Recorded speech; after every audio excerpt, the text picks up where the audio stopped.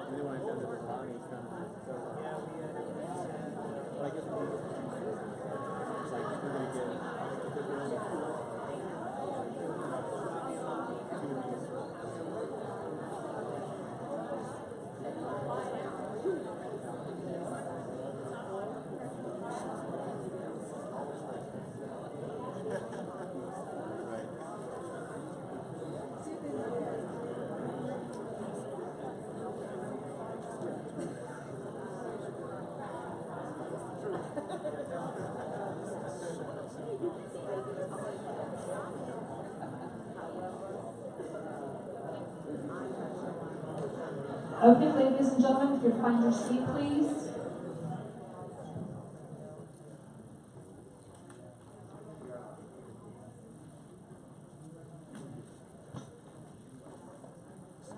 Good evening, everyone. We're glad you're here tonight. And maybe you've noticed we rearranged the room a little bit. And those of you who have been here multiple times, if you get angry or upset, just stare out at this beautiful scenery out here. If you're nervous, be calm. If you're relaxed.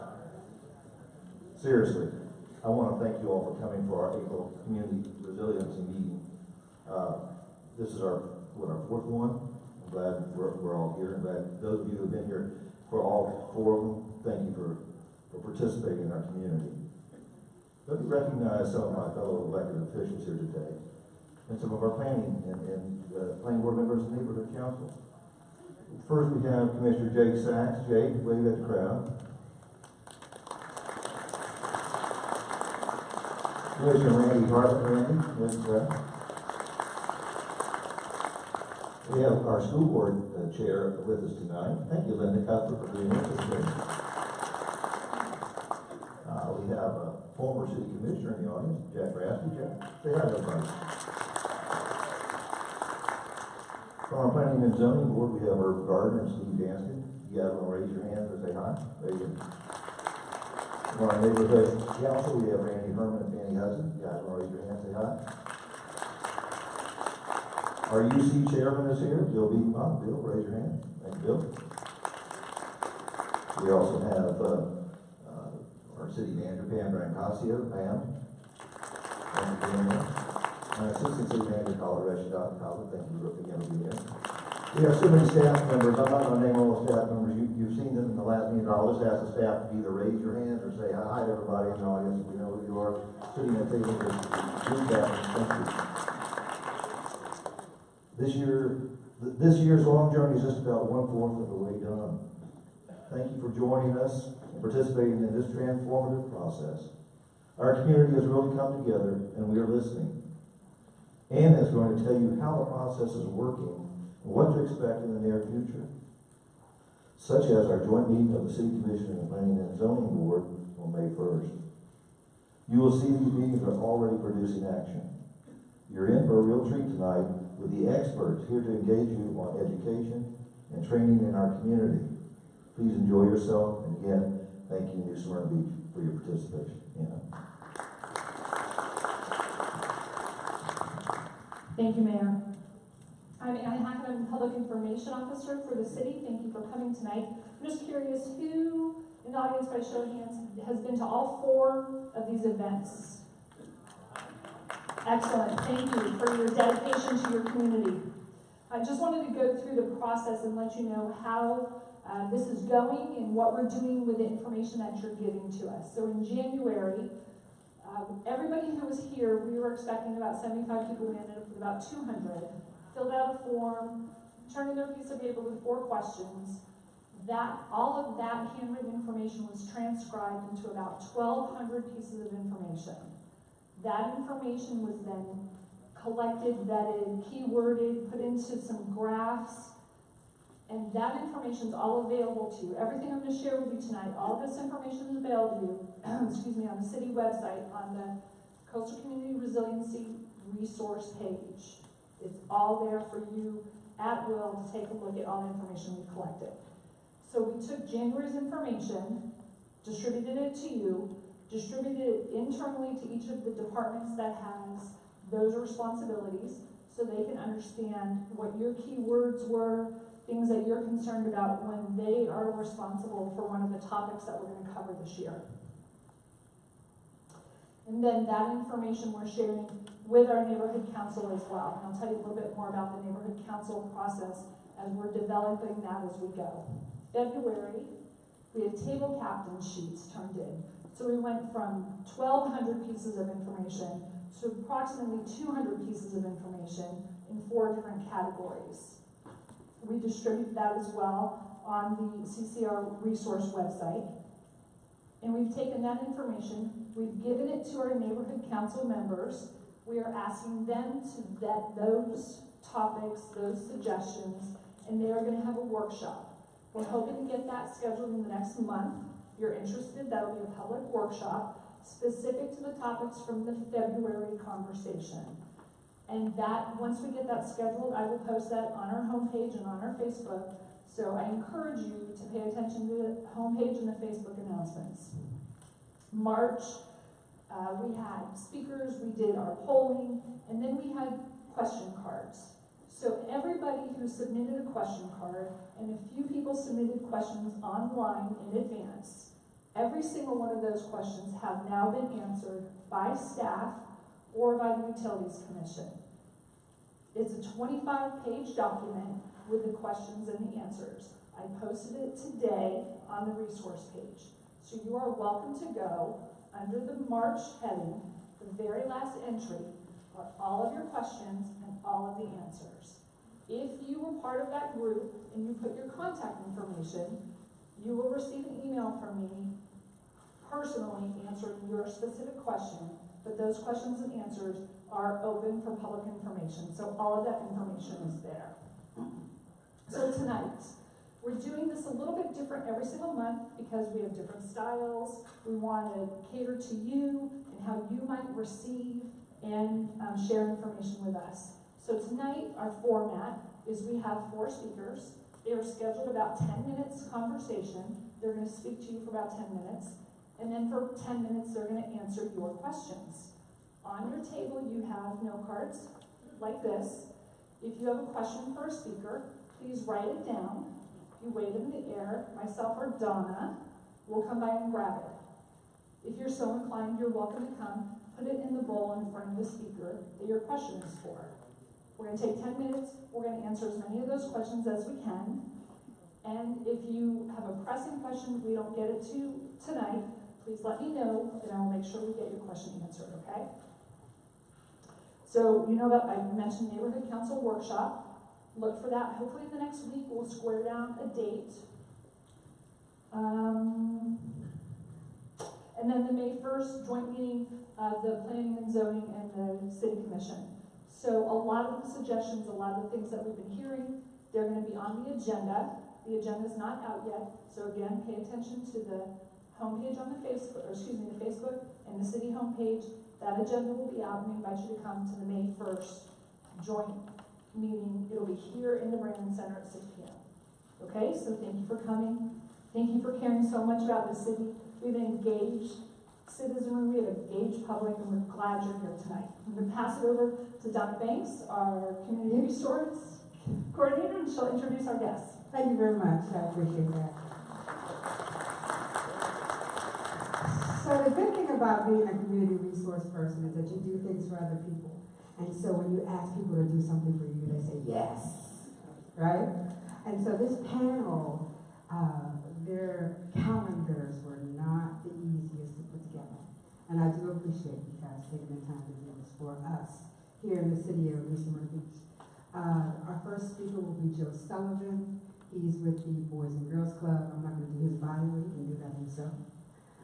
Our second speaker will be Ms. Linda Cuthbert, who is the chairman of the Volusia County Schools. Our third speaker will be Mr. Clarence McCloud, who is everything at Daytona State College here in the city of Smyrna Beach. He'll give his own bio. And then Mr. Mykal Tairu will wrap it up and let us know that social equity begins with education and ends in vulnerability. Okay? So we're going to get started. Thank you. Joe, you're up first. Okay, thank you, Donna. I'm going to stand up here at the podium. Been sitting in the car all day. My name is Joe Sullivan. I've been with the Boys and Girls Clubs now 38 years, 25 here in Volusia and Flagler County.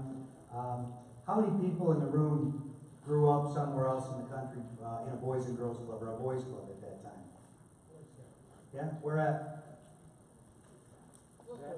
Stanford, Connecticut? Sanford, Florida. Sanford, Florida, okay. Well, it sounded like Stanford. How about in the back? Brooklyn, okay.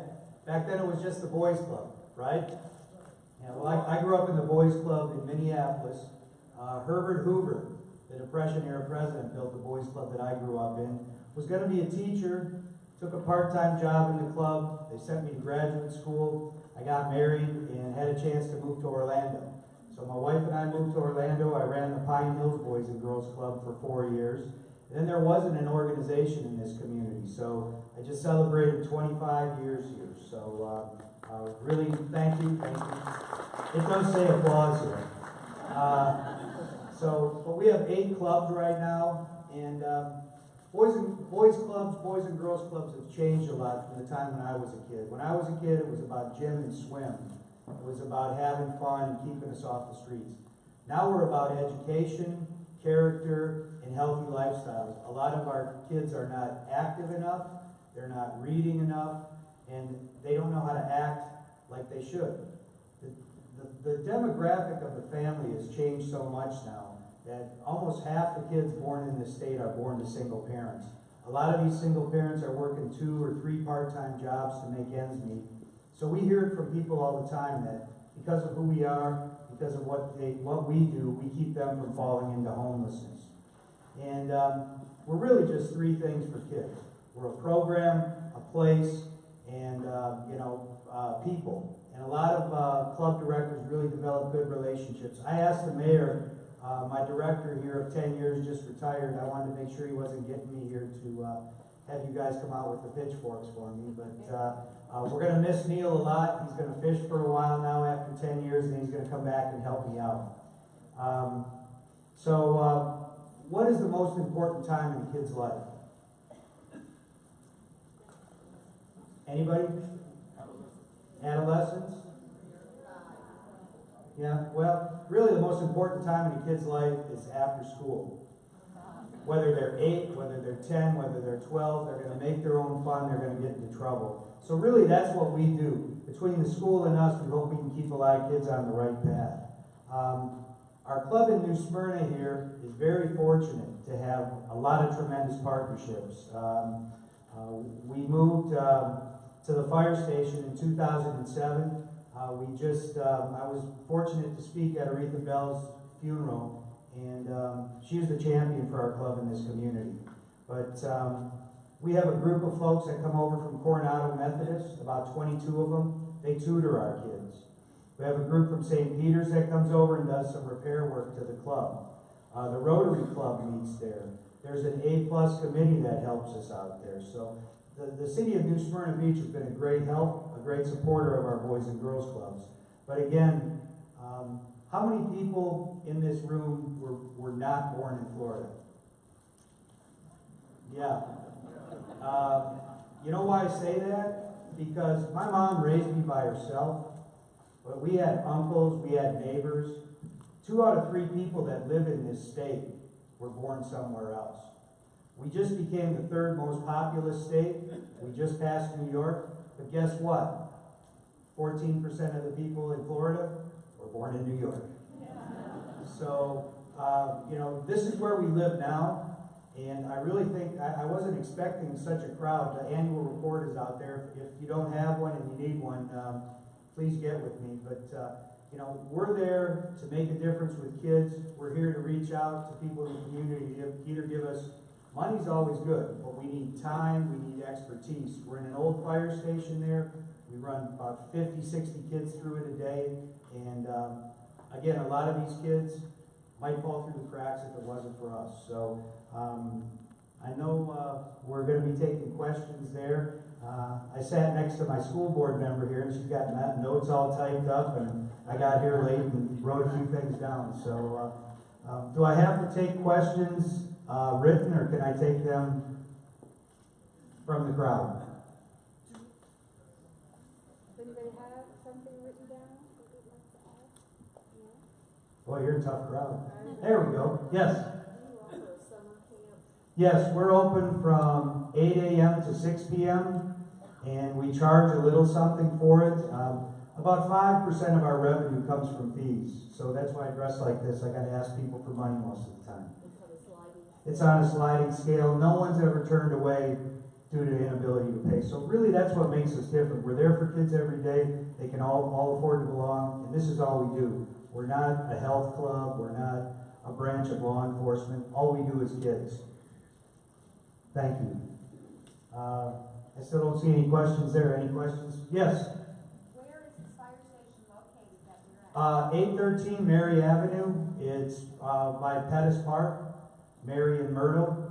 And for about 5 or 6 years, we were around the corner at the Babe James Center. And as a partnership, it was good, but having our own place has been better for us, especially with the park across the street. The Rotary Club comes in and works on the garden. A cool program we had last year, a lady volunteered with us from Alaska. So she grew a garden here. She communicated with the kids up in Fairbanks about the garden they were growing. So really a neat program. Yes, sir? Could you give that address again? 813 Mary Avenue. In the back of the annual report is all the addresses of all the clubs, and my phone number, and my email. Yes? What do you think are going to be your future needs within the next year to 5 years as New Smyrna grows? Our friends with Habitat for Humanity made sure that we got some land behind the fire station. So one of the long-term goals is start a capital campaign and build a club back there. I mean, the fire station is a big room and a little room and a bathroom. Yes, Percy. Joe, could you tell us why you think it's important that families sign a contract for the kids to be in your club? Well, they don't sign a contract, but we do have a membership application, a health history, a photo release. I used a kid's picture in one of these, and the mom told me her daughter was a model, so now everybody has to sign a photo release. But yeah, it's important to have the emergency information. It's important to have all the information on the kids on file. And the kids have a number, so when they check in, we know they're there, and they check out, we know that they're gone. Good luck in your election. Percy ran Parks and Rec in Daytona for many years, so was a good partner. We're at the Dickerson Center now, I think partially for you, right? Yes. Thank you. Great program. Yes.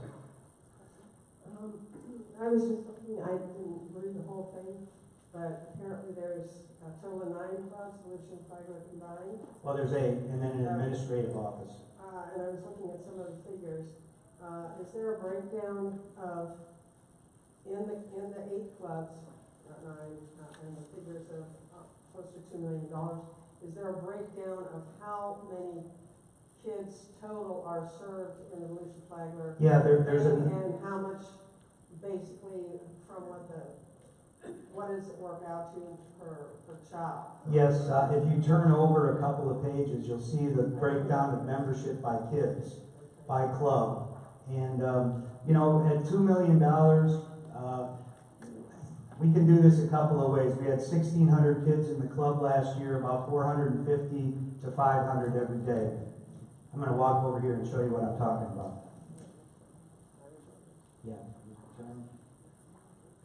Yes. One more. There you go. And I didn't make it that small so we couldn't read it. Excuse me, Joe, but you're on camera, so could you? Oh. Yeah, could you? Have a face for radio. So, yeah, I guess to answer your question, when we ask people to sponsor a kid, it's probably $800 to $1,000 for the school year. It's also probably $400 to $500 for the summer. We have a lot of extra costs in their insurance. Since my school board members here, we pay the schools a lot of money to bring the kids to us. The problem with that is a lot of the kids that walk to school, if they're going to get to the club safe, we got to make sure Volusia County Schools gets them to us. So, You have another question? How are you staffed? each club has a full-time director and 2 to 3 to 4 part-time staff. And most of the clubs have a good volunteer group. I talked a little bit about New Smyrna having, Coronado Methodist Church, St. Peter's, Father Jim, and those of you that know Father Jim know what a great worker he is. The Rotary Club meets there and works on the garden, so we have a lot of volunteers, but we have paid staff there every day. Another question? What programs do you currently have after school? We have various programs we call Power Hour, which is an hour of homework every day.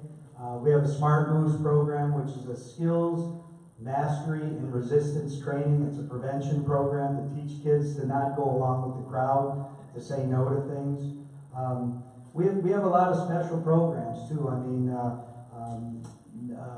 Let's see, May 2nd we'll have our honor roll banquet. The 10 top students from every club get to go to a dinner at the Speedway. They get a t-shirt, and the top student from each club will get a hot lap. That's a secret though, so if you see any of our kids, don't ask them if they got that till they get there. Any other questions? Well, I want to thank the city of New Smyrna. If it wasn't for mayor and staff and letting us have the fire station and working with us every step of the way and all the people in your community, if I had as many volunteers at the other clubs as I do in New Smyrna, I might be able to learn how to play golf. Thank you, Joe. Thank you. Very much, yes. Up next is Linda Cuthbert. Please go to the podium. Thank you.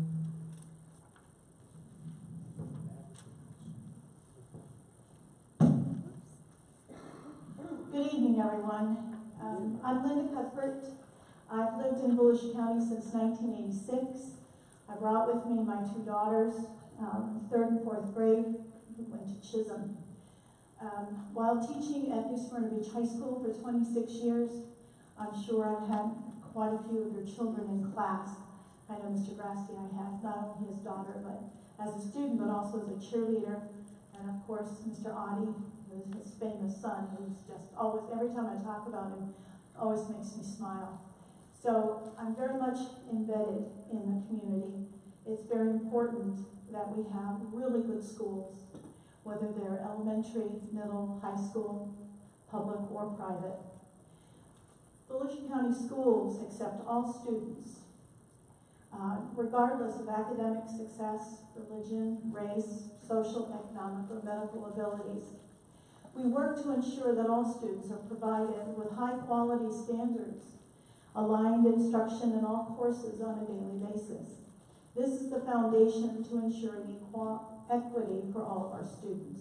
These Florida State standards help us to ensure that quality teaching is in place in all classrooms and that a student's success is not dependent upon placement with a particular teacher.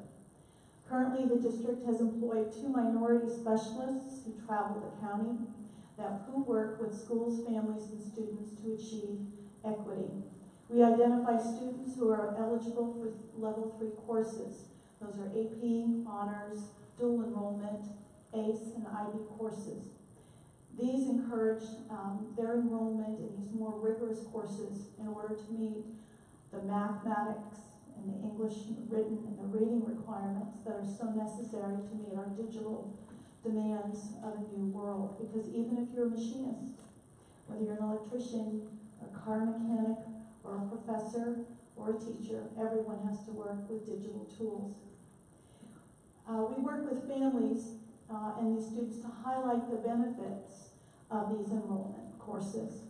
Although the career component at the middle school level was eliminated in legislation for this year, so the state legislation did not support our career component at all of our middle schools. Volusia County Schools made a decision to continue this practice and fund it, even though we did not receive funding from the state. 8th grade students have been exposed to My Career Shine lessons and building a 4-year career plan in preparation to enter the high school for a future post-secondary option. The High School Showcase is an event that is yearly held at the Volusia County Fairgrounds for students in grades 7 to 8 to explore high school options, career academies, dual enrollment opportunities, and transportation from our Title I middle schools to the Volusia County Fairgrounds is provided for our families, free. College and Career Expo is an event that is held yearly at Mainland High School, but open to the entire district for students in grades 8 through 12 to begin exploring post-secondary opportunities as well as career opportunities. And transportation again is provided for our Title I schools to Mainland. Dual enrollment opportunities. These are campus dual enrollment, and what's wonderful about New Smyrna Beach High School, kids, well, they could walk, but a lot of them drive right across the street to Daytona State campus. We are wonderful partners with Daytona State in not just academic programs, but also career opportunities as well. And these offer our students opportunities to make sure that their dual enrollment necessity is free. So we have an increased number of students graduating from high school each and every year with an AA degree, which is a wonderful free opportunity for all parents. The increased emphasis on teaching these Florida State standards while focusing on the individual needs of students enables us to concentrate on personalized learning, which creates personalized projects.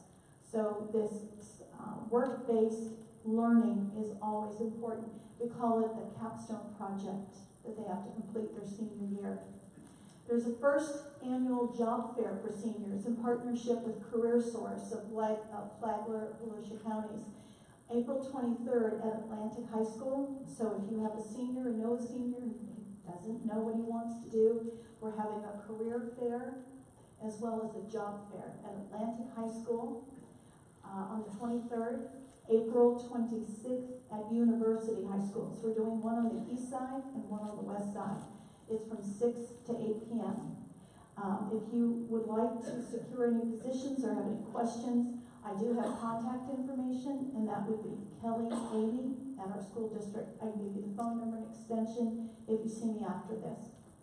The district has continued to establish a partnership with United Negro College Fund this year and provided a conference for students and families which explored these following topics: financing post-secondary opportunities, the importance of enrolling in rigorous curriculum, understanding high school requirements for graduation, applying to college and tech school, scholarship opportunities.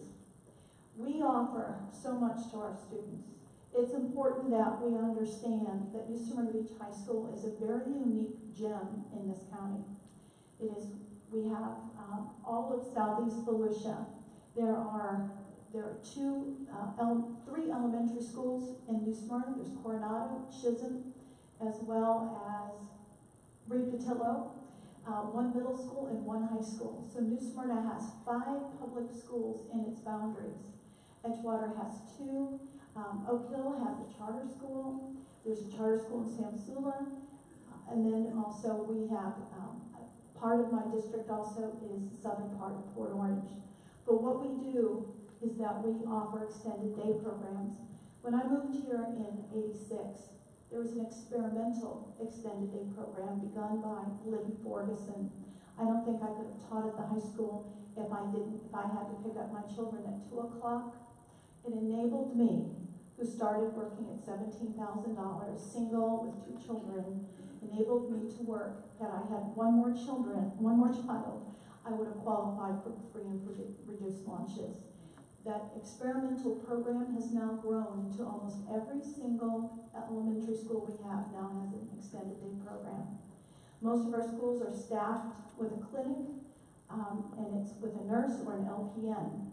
We partner with the public health department, which provides eye exams, usually in 2nd grade, and we teach dental hygiene. About 67% of our schools are designated free and reduced lunch schools. Therefore, we provide free breakfast and lunches for our students, and even some dinners in our Title I schools.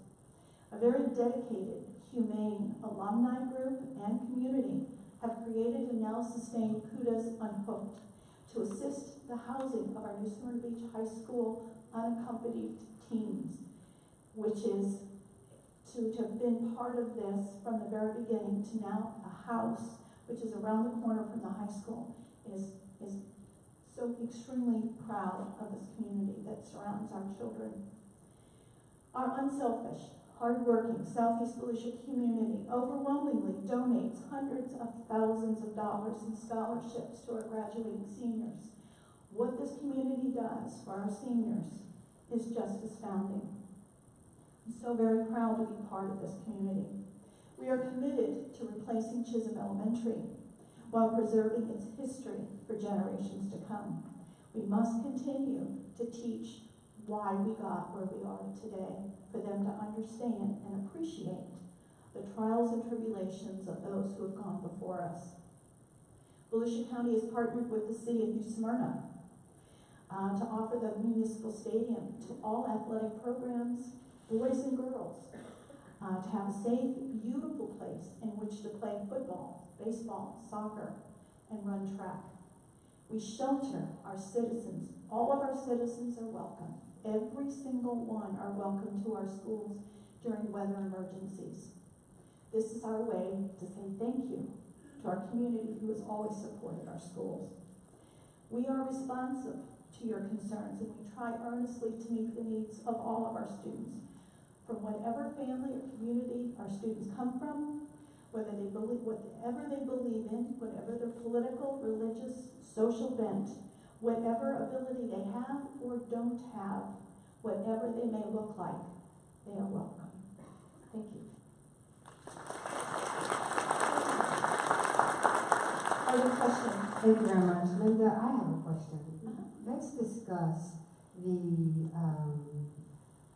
academia that you have for students who are not college bound. we discussed that briefly at the radio show, so if you could share with our audience what you shared with me. New Smyrna Beach High School has begun. I was part, back in the middle 90s, I was in the very birth of Career Connections, which is what it was called back then. We were all eager to create a workforce environment. You go to school for a purpose, not just to learn, but to eventually have a living, to be able to support yourself, to be independent in our communities, to be able to contribute back to the community that has so well educated us. New Smyrna Beach High School has quite a few career pathways programs. There's an aquaculture program. Do you know that there are 3 classrooms filled with tanks? 2 are freshwater, 1 is saltwater. They raise their own shrimp in order to feed their fish. They are business partners of Fish and Wildlife Commission. We have a building construction program that has been revitalized. We have hired a new teachers have to be certified, and you can earn an industry certification. So the teacher also has to have industry certification credentials in order for the students to take their industry certification certificates. If they pass this test, they can take it and be hired, even right out of high school. We also have a child development program. I don't know if you've ever heard of Care. When I visited New Smyrna High about a week and a half ago, one of the interns from, someone was interning at the child care program. She was from Daytona State. She was earning her AA in child care. So she was a product of our child care program.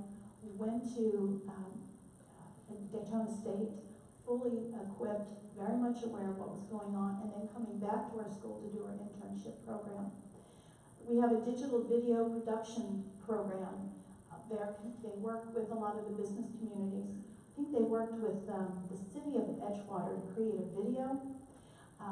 And so that we have partnerships, not just with private industry, but service industries as well. There's a game and simulation program. When I visited them last week, the fourth quarter is all project-based. Some children wanted to select a project, but they had to download their own program. There were several programs that were provided, but they wanted a different program, so they had to teach it themselves and then create their own project. There's also a workforce preparation program that we have. It's diversified careers in technology. So over the 20 years of developing career connections, which evolved into career technical education, we are fully engaged in career academies as well. We have an agri-science academy, a criminal justice academy, culinary academy, engineering, academy of entertainment and sports marketing, and the medical academy. Of these 6, 4 are gold status, the other 2 are silver status. These students go on. For example, I have a former student who graduated from medical academy. He told me he was a little burned out with it, but he went on to UCF, and he's got his master's, and now he runs a clinic in Altamont Springs. Never thought he'd be back in the medical business, but he is. We give kids an opportunity to discover their passions, and in my own daughter's case, she was in a culinary career path at that time. 20 years ago, it wasn't an academy. She decided that's not what she wanted, because it was standing most of the time, staying up late at night, which she didn't want to do. She was an early sleeper. So she discovered and saved us thousands of dollars sending her to a culinary school. Thank goodness. And now she teaches at New Smyrna Middle and very happy. So we have a lot of career. And what we've done is we've moved it down into the middle school as well as the elementary schools. Do you know that Edgewater Public is the first STEM certified elementary school in the state of Florida?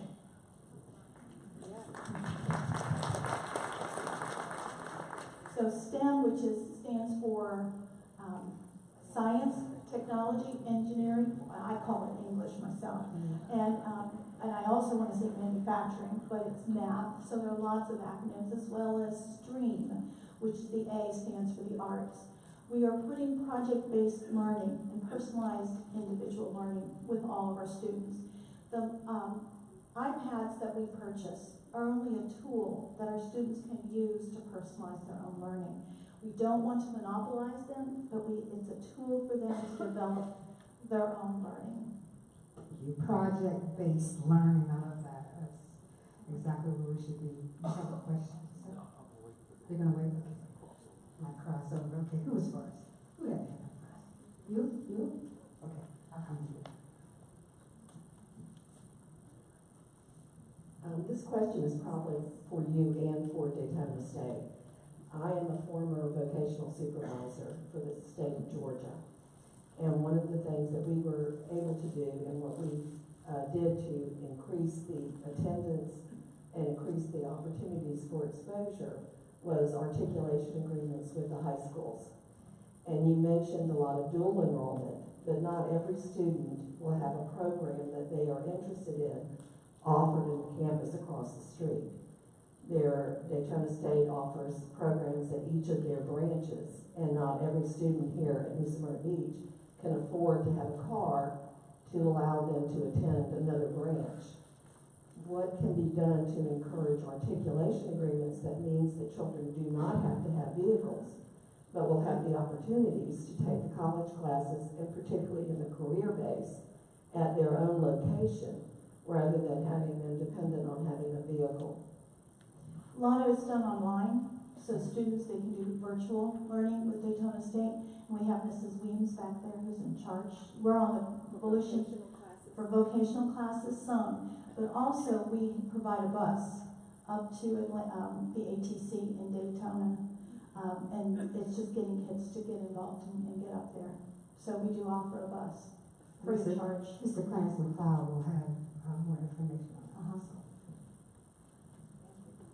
Hi, if I understood correctly, you said 67% Just about of our students in New Smyrna Beach. our schools. Our schools. We have Okay. 69 schools, 67% of them are Title Because I I. thought Title I, because I don't know if everyone's familiar with what Title I means, but could you tell a little bit about the parameters and how much federal monies are given per capita? Right now, our operating budget is $505 million, but our total budget is $848 million. So the remaining of the 505, so about $350 million is for federal funding. We provide special programs for our Title I schools. That's food, breakfast, lunch, sometimes dinner at extended day. We provide special programs, computer programs, equipment. We're always applying for grants. We hope to have additional supervisors, guidance counselors, social workers, as well as other mentors that are devoted to the schools. So that funding is to help those children. It is a huge amount of money. It's a huge amount of money. Yes, it is. Linda, would you please comment on the constitutional amendment that is being proposed that would transfer the responsibility for charter schools to a state committee? When the Constitution Revision Committee met in Melbourne, I went down there and I spoke against Proposal 71, which is exactly what you talked about. What it does, it's any alternative school, a non-traditional public school. So what it does, it supplants our local control to the state. See, we give a charter to a charter school. That's why it's called a charter school. A charter is written so they can operate independently of our Volusia County school system. I can't represent them. I'm not on their board. They are run by usually a for-profit, in many cases some non-profit, charter school providers. So they have a company who runs the school.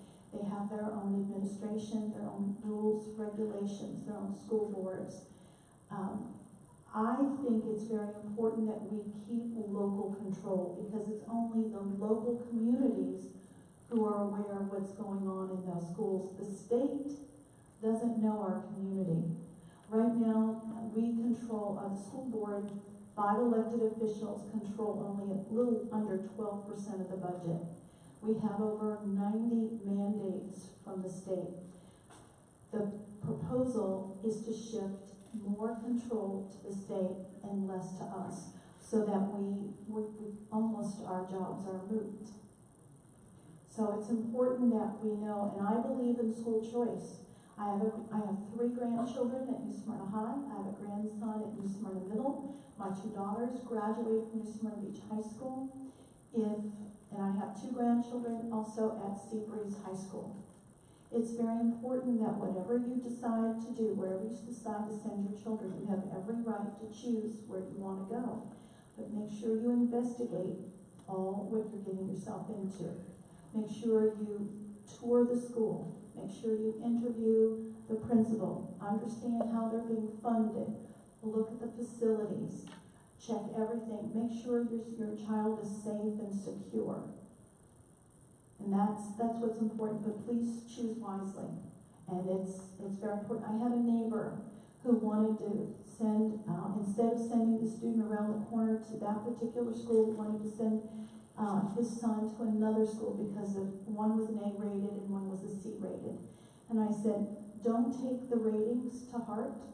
Go to the school, talk to the principal, take a tour of the community, find out from the teacher what teacher you would have. Do you feel comfortable? Are your child's needs being met? Make sure there's a clinic. Meet the nurse. Meet the PE coach. Where are they taking gym? And is there a walkway? Where's the cafeteria? What kind of food is being given? So what programs are being given. For example, Reed Vitello Elementary has just received a national honor for its nutrition program. And it's fabulous what our elementary schools are doing. University High School on the west side, 2 weekends ago, did a farm-to-table dinner. Over 400 people came. Sugar Mill Elementary, the extended days growing their own vegetables. I was up there about a month or 2 ago. They fed us dinner, all done with the Schoolway Cafe. So when you know what is happening in your school, then you can make an intelligent, well-acknowledged choice, whatever the classroom is. Linda, we hear every day about strikes, teacher strikes for money, pay. We hear about stories about teachers spending thousands of dollars on supplies. And I'm wondering, in New Smyrna Beach, what is our salary for our teachers? Are we supporting them adequately? And what kind of a turnover do we have? Are we able to keep good teachers in our community? We are beginning to start negotiations this Thursday. The board will have a proposal for Thursday. We, right now, when I was elected 3.5 years ago, our starting pay was $34,000. It is now $38,700 for a brand new teacher. The teachers are no longer paid by experience. The state got away with that, and we pay high performing or effective. So they can earn maybe $1,500 extra or $750 extra. The state controls how our teachers are being evaluated, how they're being judged. Our students are tested by state tests. It's very difficult for us to keep up with our neighboring counties because we have something called the district cost differential. In the last 13 years, we have lost over $150 million in funding due to this district cost differential. This year alone, we are shortchanged $11 million. Next year, 18-19 will be shortchanged $10 million. We try very much to pay our teachers. As a teacher, myself, my daughter's a teacher. So many people expect us to teach with the passion. We do have the passion. I mean, that's why I'm not a state legislator, I'm not a city commissioner, I'm a school board member, because that's where my passion is. We only can fund what the state gives us. The Senate Bill 7026, when it comes to putting officers in SROs or sheriff resource officers in our schools, the funding that Volusia County received, we're still going to be over $2 million short just to put an additional SRO in. Right now we have about 23 in our schools. We have a grant with Daytona.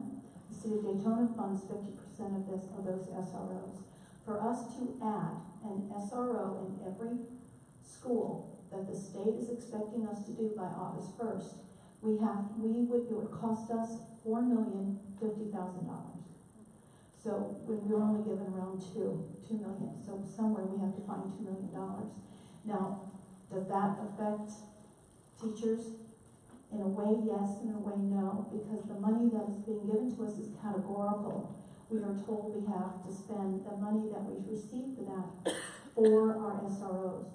The discretionary money that we receive for raises, for increased utility bills, to add programs, that comes from discretionary funding. We only received 0.453 cents per FTE, which is full-time equivalent per student. So if we have 63,000 students times a little over 45 cents per student, that gives us additional around $28,000. That's all the extra money we received in discretionary funding. So what we have to do is be very creative in finding money in order to pay our teachers. We have to think differently, and that's the struggle that we have. Okay, we have 3 more questions, and then we have to move on. Sorry. Yes, we have 2 handsome gentlemen who are waiting in the wings. Hi, good evening.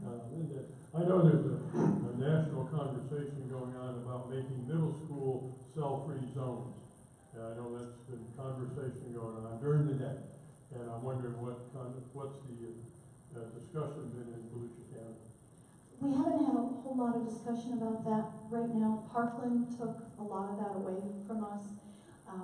Right now, negotiations and also, but we did dedicate an extra administrative assistant or a TOA to each and every middle school to help. We have 2 pilot programs, restorative practices, and that's with Galaxy Middle and Smyrna Middle, to help students equate proper behavior, because only through proper behavior are they going to be successful in school. When you're successful in school, you can be successful in the workplace. So we're asking for data for that information for next month. It will probably come at the end of the month of May. So we have asked for data for that. Okay, we have the last 2 questions. I'll give those to you myself. What percentage of high school seniors graduate from Sun Beach High School? That's an interesting question. We have more and more graduating than we ever have before. And one statistic I can give you is someone was asking about dual enrollment. The dual enrollment, we have over 400 students. Now, New Smyrna has about close to 1,900 students. 400 of them are dual enrolled at any one time. We have over 430 graduates, I think, this year. We try to keep it as minimal as possible. The state says that we cannot count a graduate towards our graduation rates unless they graduate in May. So if a student does not pass a class or an English class by May and they have to make it up like over the summer, they're not counted on our graduation rate. So I'm not sure, but I do know we're graduating more each and every year, but I don't have an accurate statistic. Raise your hand, whoever asked that question. She could get back to you by email if you like, or you can see her after the meeting. Yeah. See her after the meeting. Okay, thank you. Yeah. That's kind of a simple question. Most school districts know what percentage of high school seniors graduate each year. Well, there's a lot of different ways they graduate. That's the problem, right? You have a GED class. They graduate from there. They graduate from high school. They graduate. So just see her afterwards, and I'm sure she'll take care of that for you. The second question: what impact do you think charter schools and homeschooling has on social equity? Additionally, what will be the result of a new law allowing students of bullying to go to charter schools? I'm not sure about the second question. I didn't know about that. That's a new law for next year. Okay. It goes into effect July 1st. As I said in the beginning of my talk, we accept everybody. We don't ask people ahead of time what they can or cannot do. We accept it. When someone came into my classroom, I took them as far as I could, made as much progress as I could for as long as I could. We make sure we work with every student of every ability from those, and And there are students we have to change diapers. There are students we just teach how to use a napkin. All the way to the absolutely brilliant students. I had one student who was valedictorian about almost 10 years ago, but she lived in Kuda's Unhooked house. She had been kicked out of her house. So we have students with all ranges of abilities and opportunities. The difference in charter schools and private schools, they get to choose who they have attend. If they don't have the facility or the ability to meet that child's needs, they can say, I'm sorry, we can't meet your needs. So there's that difference, and that's a huge difference in choice. And the voucher program, almost $1 billion this year will be diverted from our Tallahassee budget into a fund. So our state constitution says that we cannot give taxpayer dollars to a private entity. And Jeb Bush tried to do that when he started the voucher program 17, 18 years ago. The state boards of the state of Florida sued. We won in court, said you can't do it, it's against the Constitution. So what they did is now they divert the money before it gets to Tallahassee. And so that's where if you buy a new car after July 1st, you can take any amount of that sales tax money that you pay for your new car and devote it to a program so we can have the victim of bullying go to a charter school or private school. Okay, thank you so much. You're welcome. Thank you very much. Thank you. And there again, if you have any additional questions for her, please here afterwards. You can give us your email address if you'd like, and they can address you. Okay, she has cards, and so please feel free to come get them, or I'll pass them out to you. Up next is Mr. Clarence McCloud from Daytona State College. Thank you. Good evening, everyone. I just want to say how privileged I am to speak before you this evening and to bring the message to you of what Daytona State College is doing now and what Daytona State College plans to do in the future. I have been with Daytona State College for 17 years. I have been the director of the Daytona State College New Smyrna Beach Edgewater campus for the last 7 years. I am very proud to say, although we offer the AA degree, AS degree, bachelor degrees as well, what's really important to us right now is immediate workforce development. This is important because we realize that the pipeline must be filled with the next generation of machinists, electricians, pipe fitters, plumbers, and welders. These are fields that I speak to community leaders about, our business leaders about, who are letting me know that, Clarence, we are not able to fill these positions. We are currently working on the New Smyrna Beach Edgewater campus in developing a fiberglass duct fabrication training program that will start May 25th. I encourage all of you to share this information with our community. Our campus is very fortunate to serve 3 municipalities. So we serve New Smyrna Beach, Edgewater, and Oak Hill.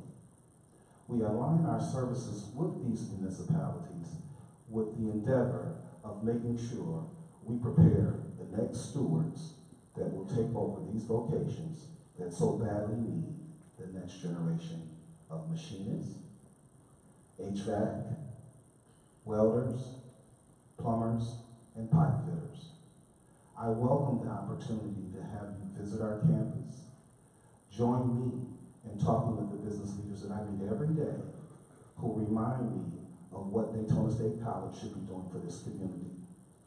We once had a town hall meeting that Dr. Thomas Labasso, our president, said at this meeting, and when he was hosting this meeting, he asked the question, what can Daytona State do better for the community?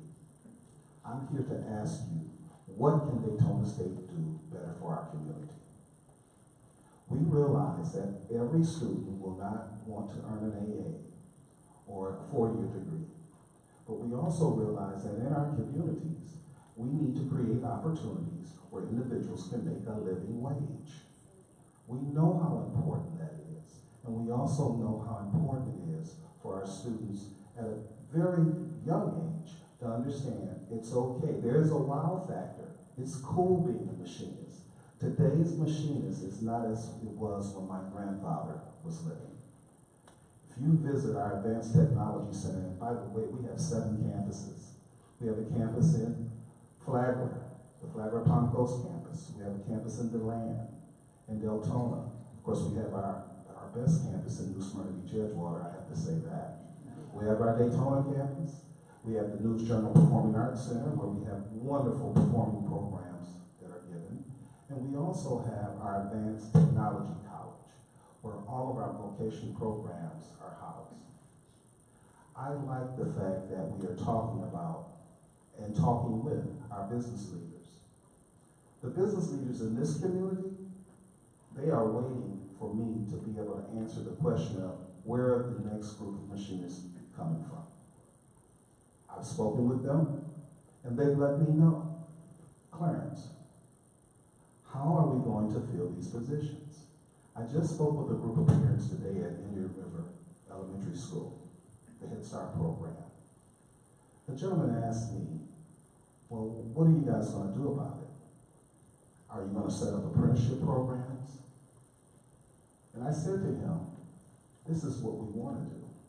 We want to have a pathway by way of apprenticeship with Daytona State College, working with the Doherty Manufacturings, the Everglade Boats, the Boston Whalers, because we know the need is great. Our economy is thriving, but we need to get the next generation of stewards ready. I'm a steward. I am a steward at the New Smyrna Beach Edgewater campus, but I know that I can't be there indefinitely. So how do we prepare the next group of stewards?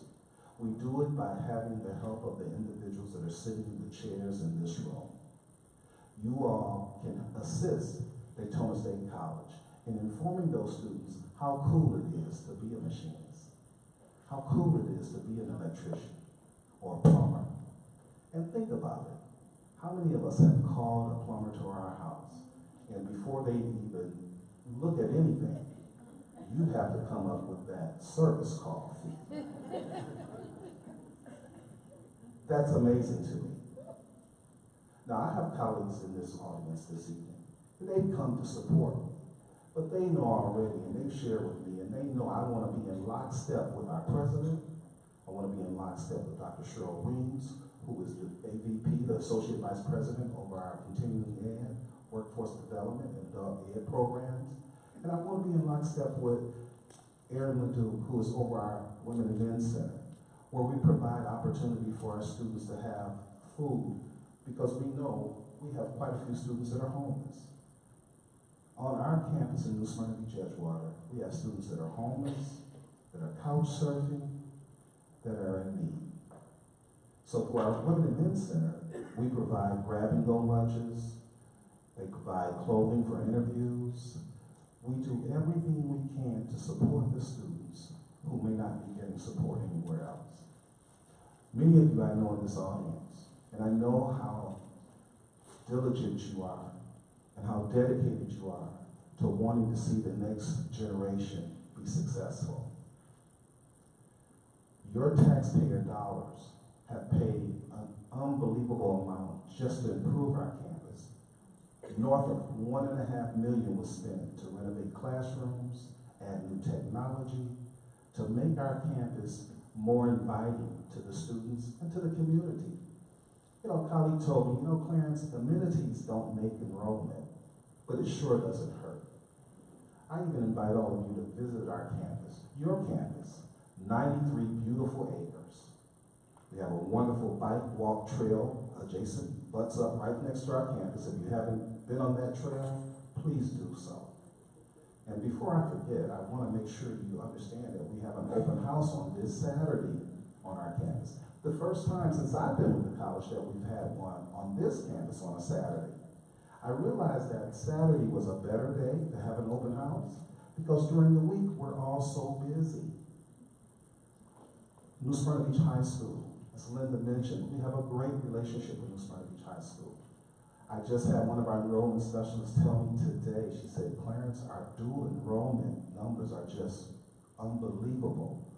They are just climbing, and they should be. But I also want to hear my enrollment specialist say, Clarence, our workforce development programs are busting at the seams. We need to be able to graduate our students who are on the AA track and transfer on to UCF or UF or whatever higher ed university they want to attend. And we also need to prepare our students who want to be machinists, plumbers, pipe fitters. You know, I heard STEM mentioned, and I just shared with a colleague this evening that there's no occupation today that doesn't include STEM. None.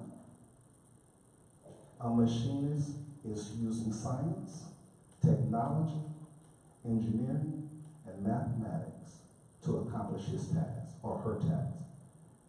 And I have to be, I'm glad I said her, because that's important. Because I don't want our young ladies to think that they can't be a machinist, or a welder, or a plumber, or a pipe fitter. These opportunities are abundant. The job market is wide open. Employers cannot find the people they need to fill the orders that they have from major companies to keep their business thriving. And don't we want to have that next group of well-paid taxpayers in our community? We don't want to see folks leaving our community when we can have them right here, but they won't stay if they can't make a living wage. The Space Coast is growing, although that's Brevard. Southeast Volusia can be a part of that as well, and I'm hoping we will be. So what I want you to think about is this. Why is immediate workforce development important? It's important because we have to fill jobs that are needed right now. That's why it's immediate workforce development. Why must we make machining cool? Because it really is cool. There is a wow factor to that. I had the privilege of visiting our Advanced Technology College around 2 weeks ago, and there was a wow factor there for me. The director of the program, Frank Snyder, gave me an unbelievable tour. I was there at 10 o'clock and I didn't leave till 3.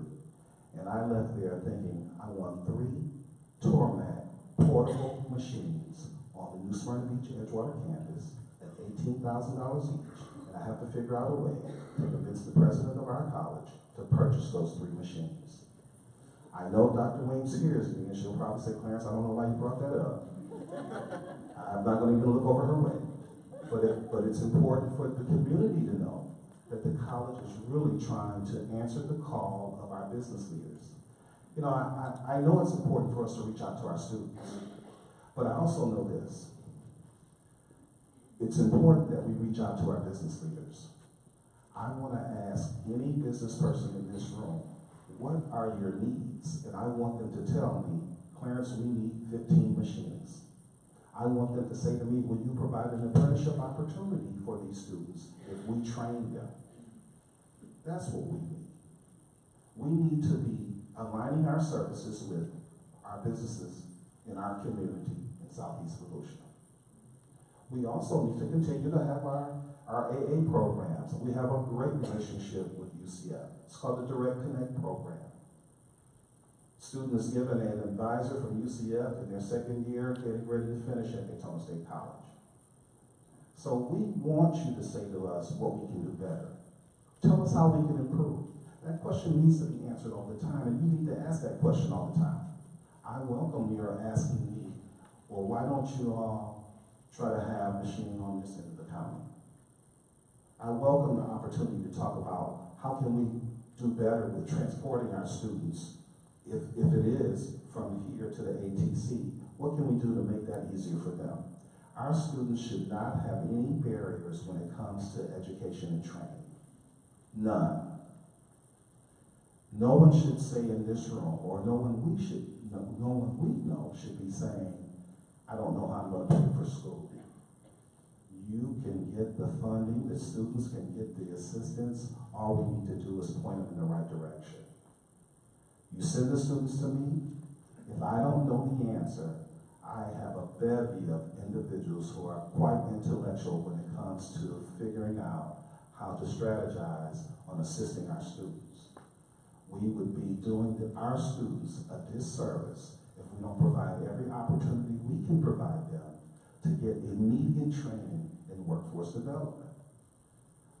Half of my student body, they are AA transfer students. Some are undecided. But sometimes I wonder if the student really wants to be an AA transfer student. Sometimes I do wonder that, and that's realistic for me. You know, I mentioned that I've been with the college 17 years, but I didn't mention that I'm originally from Detroit, Michigan. And I started in the foundry at Ford Motor Company. And I never thought about going to college because I knew I was going to retire from Ford Motor. Obviously, that didn't happen. It didn't happen because I was laid off.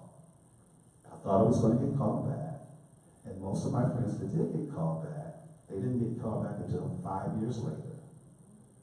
And they had to move to either Minnesota or Kansas or some other far-off destination away from their families.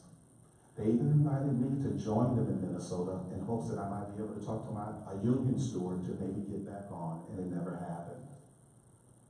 So I had to start from scratch, go back to college, get my undergraduate degree, go on to a higher level degree, even for this position. Wasn't a superstar student by no stretch of the imagination. But I realized that if I didn't persevere and try to do something to better myself, I might fall between the cracks and never be able to come out. So I need for everyone in here to seriously think about how we want to provide an opportunity for our students to be the next group of stewards. We can have stewards in all lines of occupation and professions. We need stewards in machining. We need stewards in plumbing and pipe fitting and heating, ventilation, air conditioning, and refrigeration. I think it was mentioned earlier. I mean, if you work on a car today, it's like working on a computer. It truly is. I want our business leaders to let me know, Clarence, we need to be training individuals in this particular field. If I'm not familiar with it, I will go to Dr. Thomas Lavasso and say, Dr. Lavasso, how can we get these individuals trained in this field, because the community that our regional campus is in New Smyrna Beach, Edgewater, those business leaders are asking for this. We would be doing this community a disservice if we couldn't answer that call. We have a couple of questions for you. You ready? Yes. So I want to also say that our very own Mr. Tony Onion, are you still here? Yes. He has been knee-deep in trying to get students involved in technical training. Thank you very, very much for being a part of that. Technical schools. These schools were in effect years ago and taken away. That's true. When I graduated, the lady here was a cosmetologist. She has 3 salons and is now retired. The gentleman here was a truck driver. He has 5 trucks. He's now retired. I'm still working. The schools need to let the students know these jobs can be available to them. And how do we do that? How do we make them know in high school that these types of jobs are available to them? You know, I mentioned alliances. It's important that we all collaborate. It's important that we talk about, well, how do we do that? I've reached out to constituent heads in this community, community leaders, business folks, and said, come on over to the college. Let's sit down and talk about what we can do. So what I want to say to that question, Don, is this, or how I might want to answer it is this way. The alignment of our services, our collaborating and communicating with one another, engaging one another in strategy, and strategically talking about how we can serve all of our students If they want to go into machining, we can serve them. There's nothing wrong with that. And I think what we have to remind our students is this. If they're machinists, there's pride in being a machinist. There is pride in that. There's pride in the money that they make. Absolutely. Okay, let's keep it real. Yeah, because their starting salary is like 20, 22, right? Absolutely. And an apprentice, right? I think I'm going back to school. So the other question is, who we contact to be a volunteer in the school system and at your campus?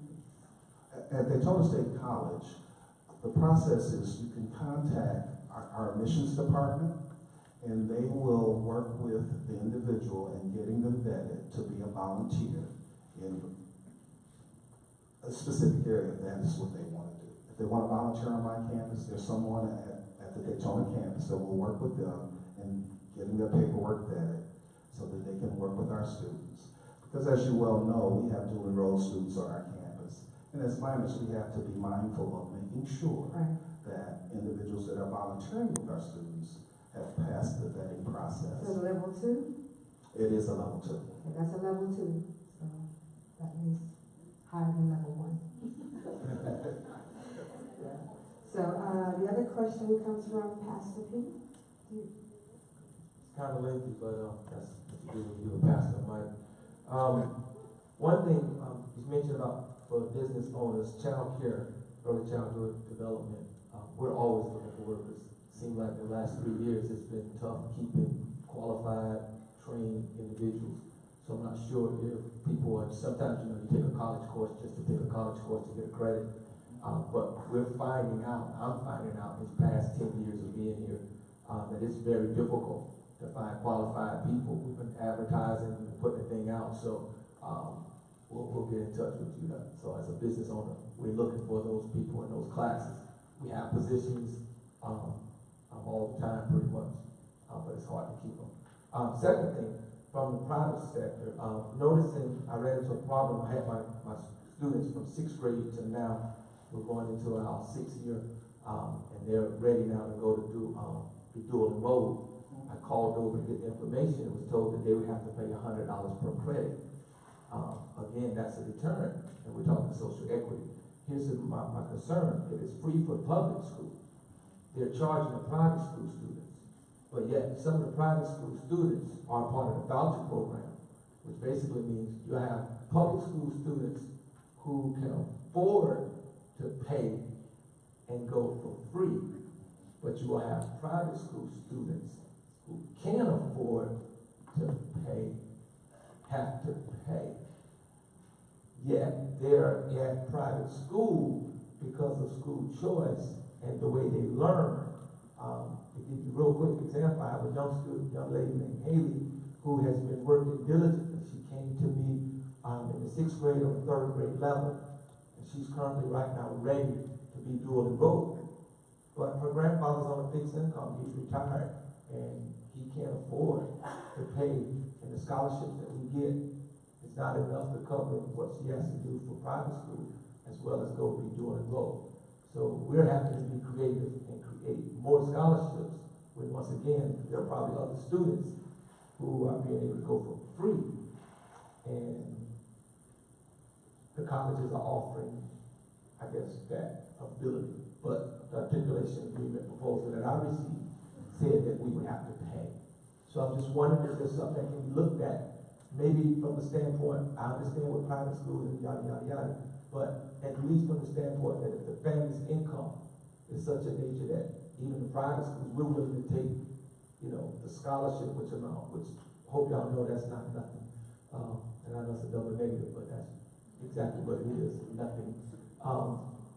So that student would have that same opportunity, both for the regular courses as well as those technical programs. Because I believe I would have a second question that would ask exactly how many people do you have dual enrolled? How many of those people come from minority, how many come from minorities, how many of those are minorities, and as well as how many of those are coming from private schools? Well, let me, and please forgive me if I don't answer your whole question, because you mentioned, and I'll start with the second part. The articulation agreement, because I'm not privy to it, I can't speak to exactly what was said, but this is what I can say is this.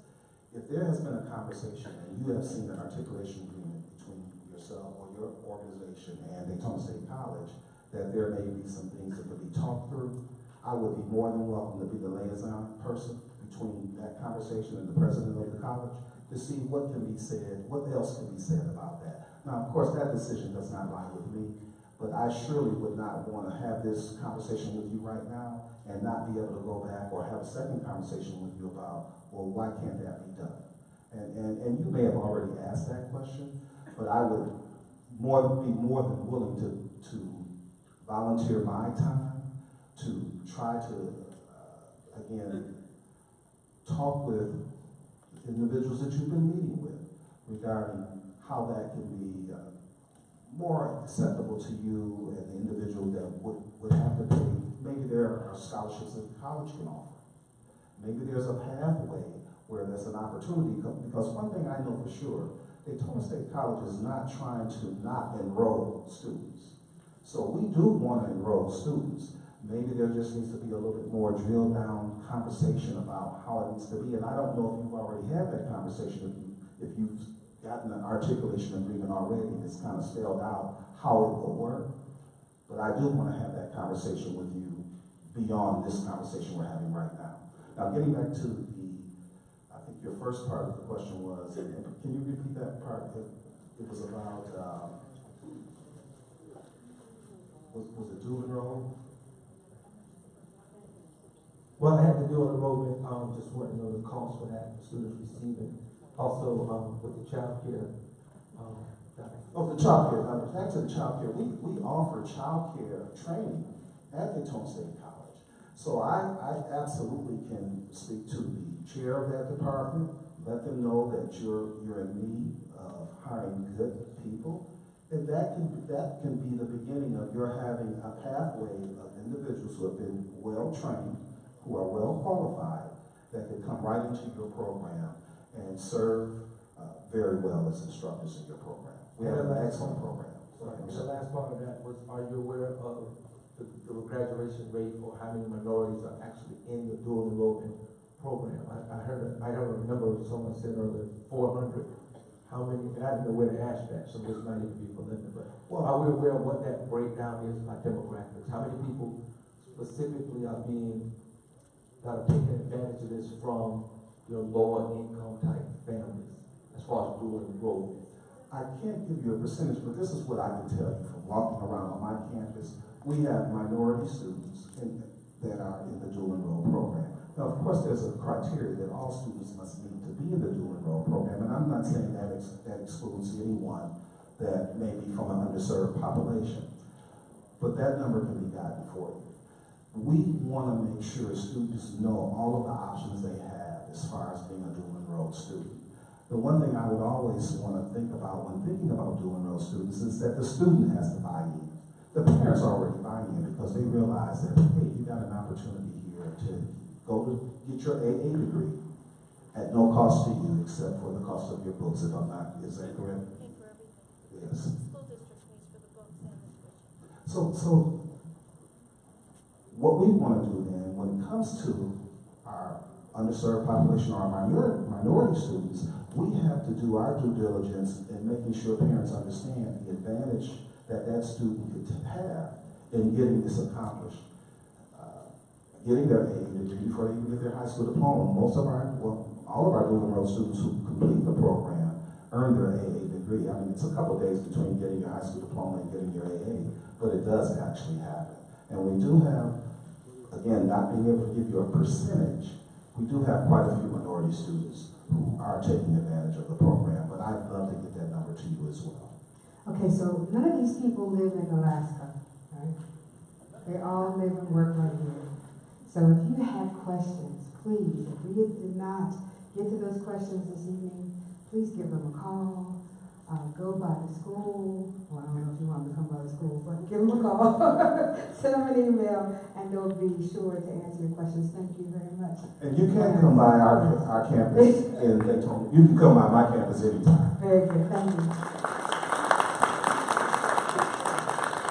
So I have two questions here for me, right? And they're about affordable housing. So we all know everything about affordable housing and how everybody loves to talk about it.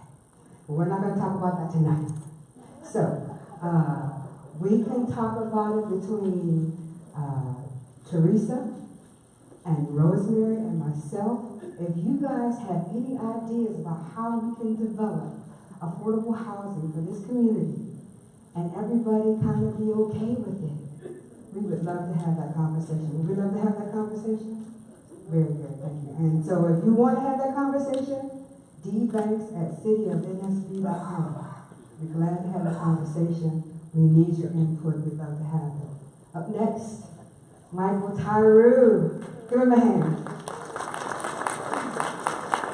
Thank you, Ms. Banks. Good evening, everyone. All right. And so this evening I have the exciting challenge of being the last speaker. And so I promise that I will not be long. But I wanted to say before I get into my talk that I'm encouraged at the number of people who are here tonight and who have been committed to this. And so give yourselves a hand for caring about your community. And a part of caring about and being a strong community is really having the hard conversation, right? And thinking about what do we do with those who are oftentimes in the trenches of our society, right? I believe it was Gandhi who said, a community is only as strong as its weakest link. And so I want to talk a little bit about that this evening. But before that, as Ms. Banks said, my name is Tairu, and I coordinate the Reentry project for an organization called the Society of St. Vincent de Paul. We are a Catholic volunteer organization that pretty much does just about most things you can think about as it relates to charity. But what I do is I coordinate the Reentry project, right? And so we bounce around the state looking at different ways that we can serve formerly incarcerated individuals beyond sort of handing somebody a bag of hygiene items and a bus pass when they get out of prison. But how can we look into changing policies and systems, right? So that when folks get out of are released from incarceration, that they're able to become a contributing member to their community. And I'm excited to share that New Smyrna Beach, it has been a part of that change, not only in the work that happens on the ground, but also in the work that happens in City Hall. And so I'm excited about that, and it's good to see some of the folks that are engaged in this work every day here. And so I also facilitate, if you will, the homelessness community stakeholders committee in this city. And so just to kind of give you a timeline on what actually, how we got to this place, is in November we organized, not me, but community leaders here organized Homeless Summit. And by show of hands, how many folks were at that particular event in November? All right, so a nice number of the room. And so at this particular summit, what happened was there was an opportunity for folks to learn about the services that are happening in their community. Oftentimes we don't know about things that are happening. And so that was a place to showcase the services that are actually happening. We also had the opportunity to celebrate those services, right? But there was also this opportunity to sort of air our frustrations about what can or should be happening, which was, for me, the exciting part of that particular committee. And so the collective consensus from that meeting was that we need to form sort of an advisory committee, a stakeholders committee of people who would like to be involved in being a part of the solution as it relates to homelessness in Southeast Volusia. And so I solicited individuals in the room to be a part of this particular committee, and we had a nice group of individuals come and sign up. And since that day, we organized our meetings to meet on the second Thursday of each month here at the Smyrna at the Dave James Community Center. And this has been a group of committed individuals from just about every sector in this community that you could think of. Folks from the business community, folks from the clerical community, folks from the lay community, and also folks from the city and our elected officials as well. And so our conversations have involved around sort of thinking about what is it that we can do, what's already happening, how can we enhance what's happening, and how can we fill the areas that need to be filled, right? And so we have gotten to a place really thinking about, okay, do we want to form a 501c3, right, and pursue grants and things of that nature, right? Or do we want to be a part of holding accountable some of the organizations that are doing work in our area to the work that they're supposed to be doing in this community? And that's the direction that we are sort of moving in, right?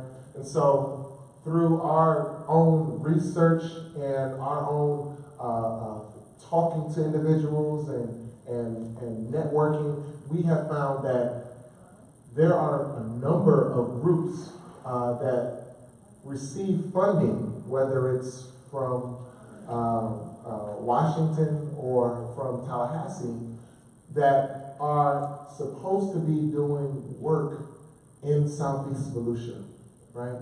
And so what we want to do is investigate, right, and look into what is some of that work that has to be done, right, that should be happening in our community, and where is it happening, or why isn't it happening?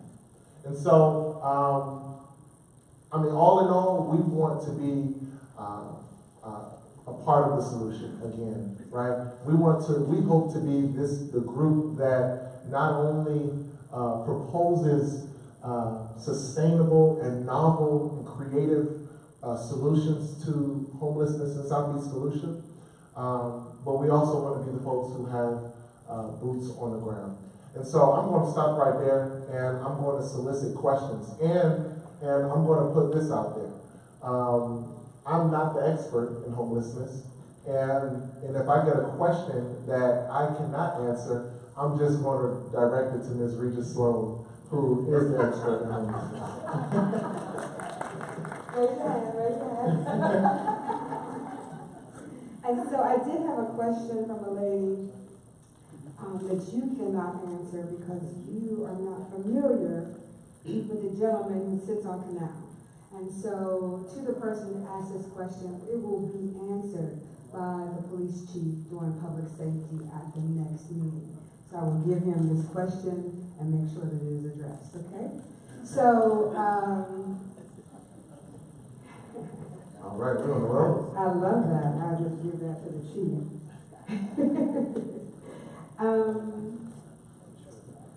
To what degree and grade level are the following subjects? Okay, this is something different. All right. Okay, that's all for the school. So, anybody have a question about homelessness? Yeah, okay. I have to give those to you and Evan.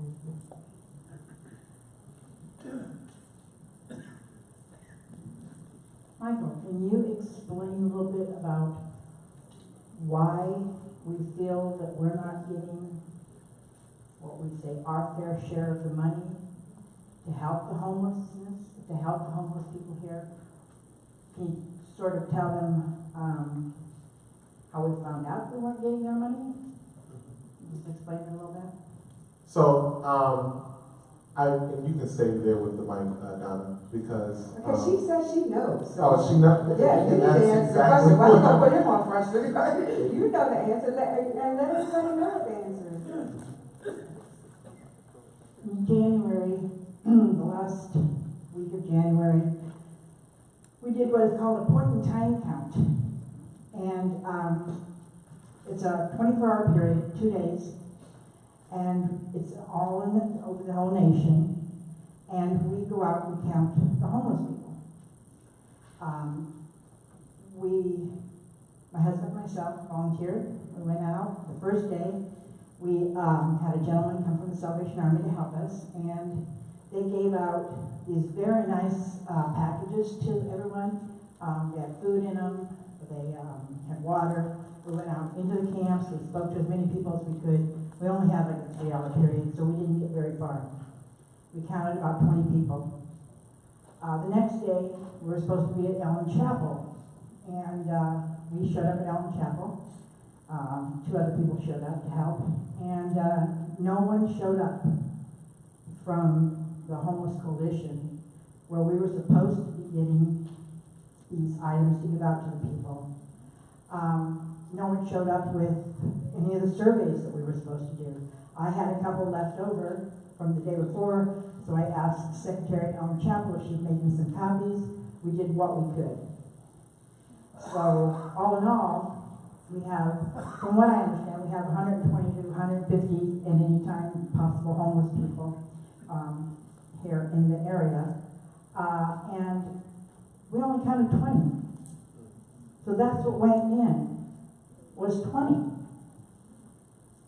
Now, in Daytona, not a little excited, they had it all together. The homeless people came to them.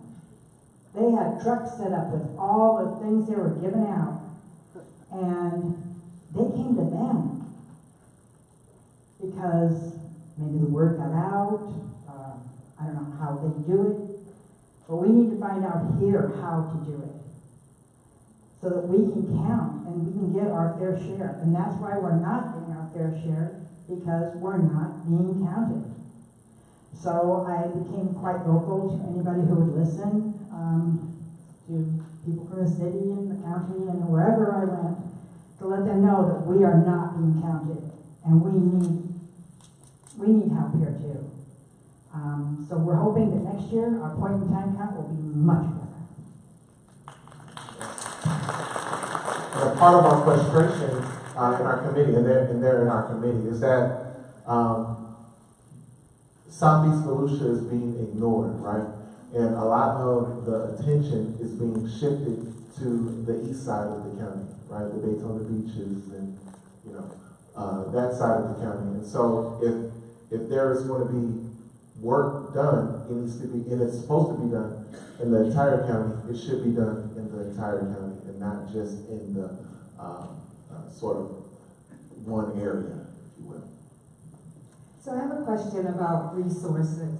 What resources are available to residents or businesses that are in any area used by homeless people? In other words, instead of getting a nuisance warrant, what resources can help the problem? Well, this is a little legal, so we're not going to get into the legalese of this, right? But what we can say is that if you have a problem, you can bring it to the committee. Is that correct? Yep. If you have a nuisance, bring it to the committee. And the committee can filter it through other avenues to see if we can make a difference. Yep. How do you contact the committee? dbanks@cityofnsb.com. I don't know if Melissa's at it. She might give it out now. They could be. dbanks at cityofnsb.com, and I will filter it to the people who need to have it. Right? Any other questions? All right. Steve? Probably don't even need the microphone. Well, we're going to give it to you. Mykal, I'm not too articulate in this, but going back to the other hat you wear, I know the legislature was looking at some provisions to improve the ability to restore rights to those who have served their time. You know, we have a terrible problem here in the state. It's almost impossible to get your rights restored, even if you've been in for a month. And as you know, we're talking about how you get people employed. Here's somebody who serves a little bit of time, they come out, they can't get their rights restored, they can't get jobs and so on. And I'm embarrassed to say I don't know what became of that. Can you bring us up to date with what happened with that in the legislature and where we stand with it? Yeah, so two things there. Thank you. So one of the efforts two things. The employment piece first. One of the efforts that we pursued was an initiative called Ban the Box, right? And so thinking about why formerly incarcerated individuals or people with records aren't being hired, we found that when individuals get to a point on their application that says, have you ever been convicted of whatever, right? They check that box, then what happens to their application? Right, oftentimes it goes in the trash. And so we came to the city of New Smyrna Beach and said, this is an issue, right? This is an issue throughout our country, in our state. And we are hoping that the city can pass a policy that not eliminates background checks, but postpones them to later in the hiring process so that someone who has a record can at least say, hello, my name is, before being disqualified based on the stigma of their record. And I'm happy to share that the city of New Smyrna Beach passed that policy. Yes, we did. Yep. And the second thing was, so the state of Florida has currently, well, it's probably more now, in 2015, the number was 1.54 million people with felony convictions, right? And that's 1.54 million people who weren't able to vote in 2016 and who won't be able to vote in this year. And so the problem in that is that not only are we one of very few states, I think it's only 3 states that has this policy in place, but also the process it takes for individuals to get their rights restored is ridiculous. 2 years behind. Right. I mean, folks can be waiting 10 years just to get a hearing, right? And if you live in Miami and can't make it to Tallahassee for your hearing, that's it, right? And so what happened was there were several people who tried to introduce a bill, and every year the bill died. Right? And so now an organization called the Florida Rights Restoration Coalition led an initiative to collect petitions to get a constitutional amendment, right?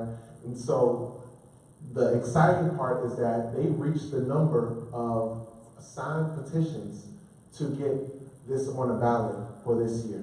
And so in November, we'll be voting on whether or not we think that formerly incarcerated people with felony convictions have the opportunity to vote. And so that is a major thing that's happening in Florida now. I mean, all eyes are on Florida regarding this. I mean, because there's a lot at stake, millions of people at stake. And so that's an update with that. In November, we'll be voting on it. Thank you. They're trying to bundle it with a couple other, they're trying to bundle it with a couple other constitutional provisions, so it can't. They're trying to bundle that initiative with a couple others so that if people vote for this, they're voting against something else that they don't want. They're doing that with education as well. The last 3 years, the state legislature, education bills are the only ones. It says in our Constitution you can only have one subject per bill. And the state legislature has been bundling all of these together. They've done it on House bills and Senate bill, education bills, 7069 last year, 7055 this year, where they put more than one subject in one bill, hoping that they might have 30, and 15 are good, 15 aren't good. So, but they're doing the same thing with that restorative rights. They're trying to bundle it. What we need to do as voters is to contact our state legislators or the CRC, the Constitution Revision Committee, contact the governor and say, do not bundle these Constitution revision proposals. Do not bundle them so that we have the opportunity to vote for each and every one of these initiatives singly. Next question. Can I go back to the homeless thing?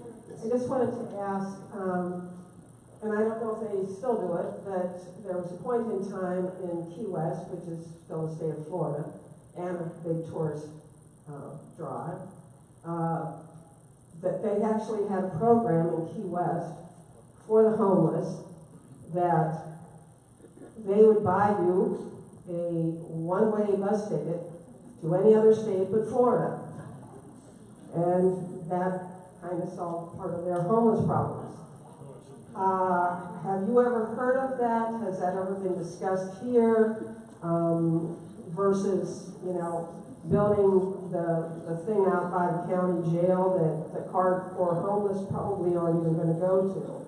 Has anybody just ever, you know, like looked into that for Volusia County? Yes. Well, we don't have the money to buy tickets for people to go to these states.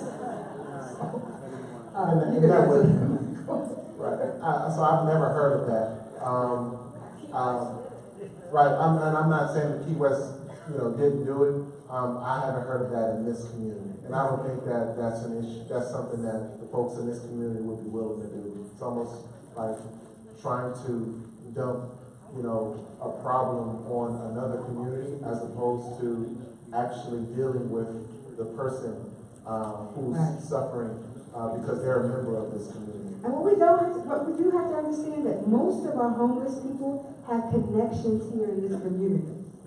Okay, don't think that they don't have an aunt here, a mother here, a sister here. Most of them are people who were born and raised here, who have mental disabilities, right? So we have to be cognizant that we're not taking care of people who don't belong here, right? That's what I was going to ask about. How much focus is given to mental health for the homeless? I would say not enough. And that is a major issue, not just in Southeast Volusia, but throughout our country, is that resources for the mentally disabled, right, are very few and underfunded. Now, I do believe that there are resources here in Southeast Volusia, and Donna could probably mention a few, but there's not enough. And that's something that we talk about in our committee is, you know, what do we do with the individuals who say, oh, no, I want to live right here on this bench, right? This is my home, right? Yeah. So, obviously, there are probably times where we need to shift more mental health resources in their direction as opposed to housing, because that's not something that they're interested in.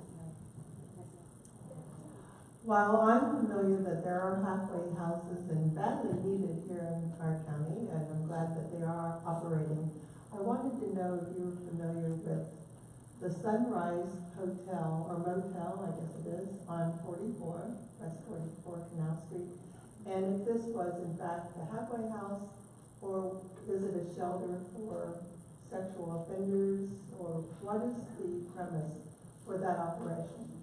It's for sexual offenders, and you can contact your county because they're the ones who run it. The city has nothing to do with that. The city has absolutely nothing to do with it. There's a lot of people registered for that. So, you know all those good people at the county? Give them a call. Because that needs to be gone. It doesn't matter. Yes, ma'am. City manager? Yes, call the county. Yeah, we'd love you to do that. So the question, excuse me, Dr. Bethune, 1 second. Other towns have hired homeless to clean up their town. I only know one city who's done that, and that's Smyrna. Daytona. You have a minute to tell us about your program that you started while you were there for the homeless, Mr. Williamson? Cleaning up. Daytona. She said Daytona. I'm sorry, Daytona Beach. Right. You got 2 minutes. Yes, the city of Daytona Beach. First off, Percy Williamson, Daytona Beach.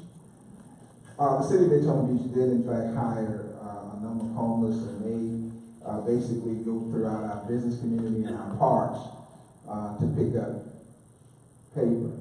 It's part of this city's budget, and they are paid at least minimum wage, and it was done through the auspices of the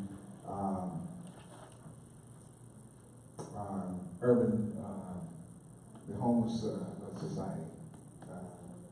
The homeless coalition, I'm sorry.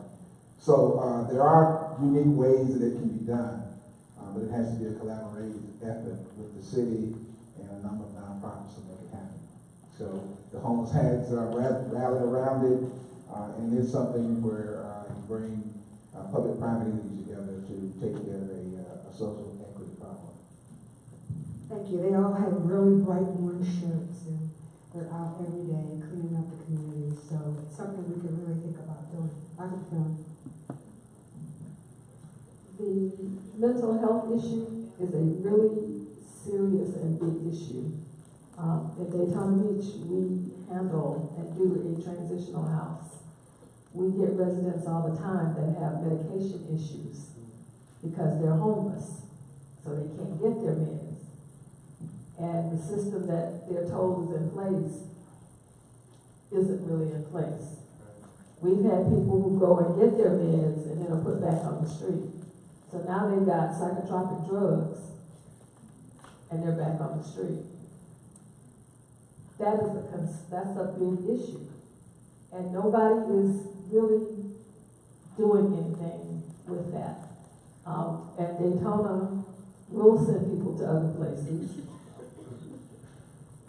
I'm glad New Smyrna doesn't, but they will. And